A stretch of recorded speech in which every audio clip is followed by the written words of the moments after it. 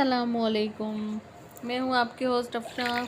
Welcome کرتے ہیں آپ کو افشاں کوکنگ چینل میں۔ آج ہم بنا رہے ہیں سوئیاں، تو شام کا ٹائم ہے اس لیے میں سوئیاں بنا رہی ہوں۔ ہلکی پھلکی بھوک لگی ہے۔ یہاں پہ میں نے پین میں دودھ ڈال دیا، چینی ڈال دی ساتھ میں، اور پھر اس کو مکس کیا ایک ابال آنے تک۔ پھر یہ مکس ہو جاتا ہے تو پھر میں اس میں سوئیاں، میں نے یہ بیک پاؤڈر کی یوز کی ہے۔ اس کو پھر میں نے باریک باریک توڑ لیا تھا اور بالکل باریک کر لیا تھا، ریشے اس کے باریک باریک کر لیے تھے۔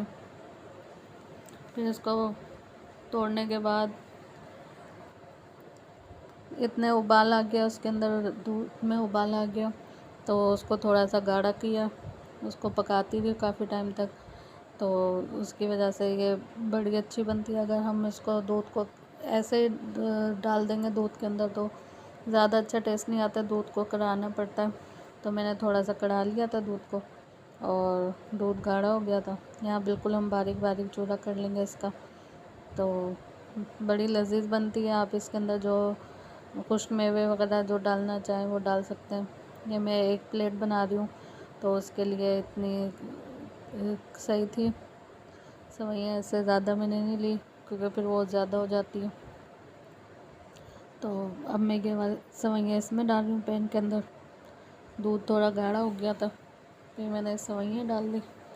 تو آپ کی مرضی، آپ جو بھی ڈالنا چاہیں وہ ڈال سکتے ہیں۔ یہاں میں نے سوئیاں ڈال لی اور یہ بالکل ریڈی ہو گئی تھی، بن گئی۔ پھر میں نے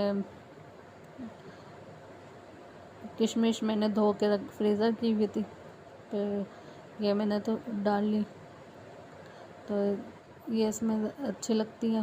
اور باقی میں نے کچھ نہیں ڈالا، بادام وغیرہ نہیں ڈالے کیونکہ وہ مجھے پسند نہیں ہے۔ پھر یہ میں نے ڈش آؤٹ کر لیا، اس کو نکال لی میں نے۔ تو بہت ہی مزے کی بنی تھی۔ جب شام کا ٹائم ہوتا ہے، ہلکی پھلکی بھوک لگی ہوتی ہے تو میں یہ بنا لیتی ہوں۔ کبھی کسٹرڈ، کبھی کپ کیک بنا لیتی ہوں۔ تو جو چیز ہوتی ہے میں پھر وہی بنا لیتی ہوں۔ تو یہ کشمش ڈالی میں نے اس کے اندر، اور اس طریقے سے بنائیں گے بڑی اچھی بنتی ہے۔